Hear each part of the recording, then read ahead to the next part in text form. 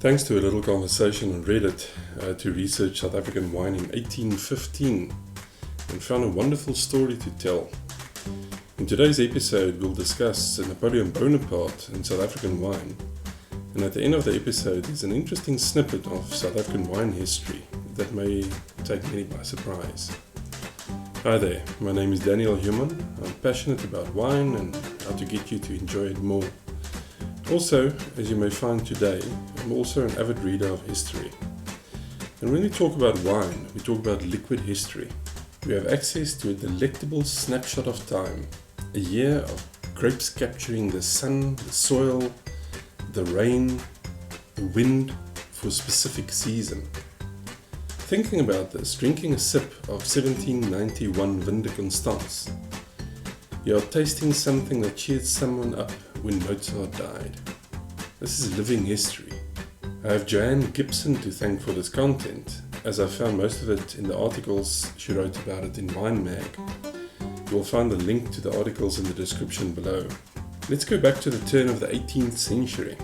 Like so much of European history, it was a time of war and a time of revolution. The French Revolution began in 1789, and people literally lost their heads. Then, in 1798, the rulers of France, called the Directory, instructed the head of the army, a short but feisty little man named Napoleon Bonaparte, to invade England. However, due to the undeniable strength of the British Royal Navy, this was an ill-conceived plan. Napoleon opted to invade Egypt and to cut off the trade routes of England to India.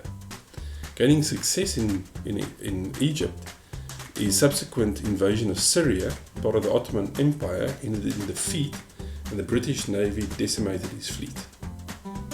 He returned to France in 1799 and overthrew his bosses, the Directorate. In 1800, he drove the Austrians out of Italy. He then attained peace with Britain in 1802 and started to reform France to the country as we know it today. Interestingly, he is known for his war antics, but his legacy is far more pronounced in how he established an effective legal system and reformed banking and education, the science and the arts in France. Very similar to Star Wars, he soon started cackling delightedly and made himself lifelong Emperor of France in 1804. So, as the Star Wars theme dictates, he sent out his TIE fighters and Death Stars in a violent era called the Napoleonic Wars. The era of war also changed the history of the North American continent, as Napoleon sold the French territory of Louisiana to the newly independent United States to fund his jolly pursuits in Europe. In 1805, the British Royal Navy wiped out Napoleon's fleet in the Battle of Trafalgar, so Napoleon promptly wages a land battle and defeated the Austrians and the Russians.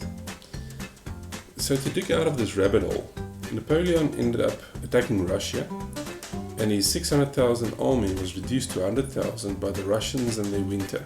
Napoleon was exiled to Elba, but as we know, he escaped from Elba and started his 100 Days campaign. This resulted in the Battle of Waterloo, where he was finally beaten, and to get from water to wine, he was exiled to the island of St. Helena in the Atlantic Ocean, far away from Europe. This was 1815. In 1821, he died on the island. And this is where a fascinating snippet of wine history lies. South Africa started producing wines to supply to ships in the late 1600s. One wine in particular became world famous, then called Constantia Wine, today resurrected as Vin de Constance. It is a sweet wine made from pale-skinned Muscat de Frontignac grapes. It is not botryticized as noble wines typically are, for instance in the Sauternes area, but made from grapes allowed to raisin on the vines. Today, Vin de Constance is made from cloned grapes that are close to the original varietals, as the original vines were destroyed by the phylloxera crisis in the late 19th century. Back to Napoleon. Similar to other emperors, he had a love of the interesting sweet wine of the Cape. More than 1,000 litres of it was shipped per year to Napoleon for the duration of his life in St. Helena. And apparently he had quite the sweet tooth. He enjoyed sweet pastries, and his favourite fruit was the banana, in fritters or iced with rum. This may be difficult for us to understand, but in the era of Napoleon, irrespective of being exiled, he was still treated like royalty. And like royalty, the ambrosia of Constantia Wine was on the menu.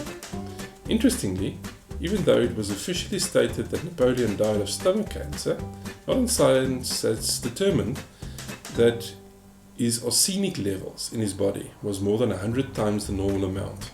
Was he poisoned?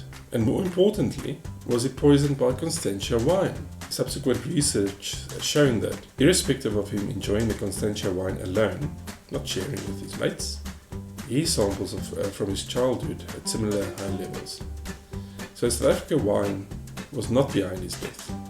Perhaps they made his final years more enjoyable.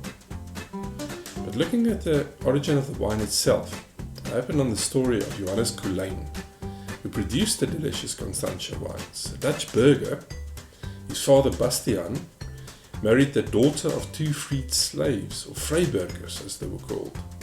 They were from Guinea in West Africa. Maria Everts, the daughter, was also called Zwarte Maria, which means Black Maria. This meant that she was black. Culijn's mother was quite a wealthy woman when she was taken by smallpox in 1713. This puts to bed any debates about colonialism, wealth and property ownership of black people. A vryburger had the same rights as a burger. But the story is even more colourful. Excuse the intended pun. The owner of Klein Constantia, which was then called Whip of Constantia, Jan Jurgens Kotze, died and Culijn married his widow. Kotze's widow was also the daughter of a slave and also black. Her half-sister, also black, married Johannes Pfeiffer, a very wealthy burgher. In an era where race relations is prominent, it is wonderful to find out that the world-famous international exports of South Africa in the 1700s and 1800s were actually owned and operated by black families. But back to the wine.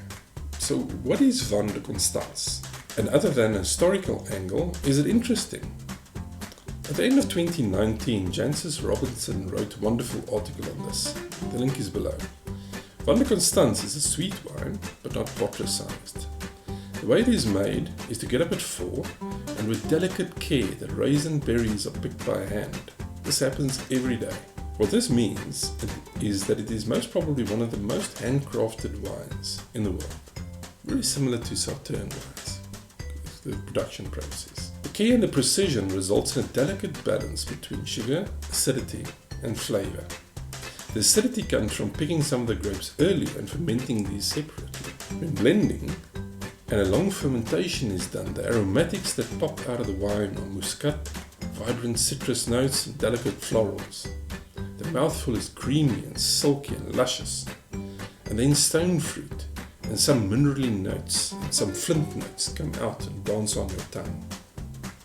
Vin de Constance is one of the iconic wines of South Africa, and for that matter the world. If you want to see and taste the terroir in expression, you should do a vertical tasting of Vin de Constance. Every year the character is different, and this depends on the heat drying the berries, on the vine, the rain that could delay this, and the wind and the sun. The wind is quite prominent because the southeaster, prevailing wind in the Cape, also called the Cape Doctor, is the wind that dries the berries on the vine. Every year is an exciting snippet of history, a history shared by Charles Dickens, King of England and Jane Austen. This is the interesting history of Vin de Constance, a history that you can explore by buying a bottle and enjoying a sip.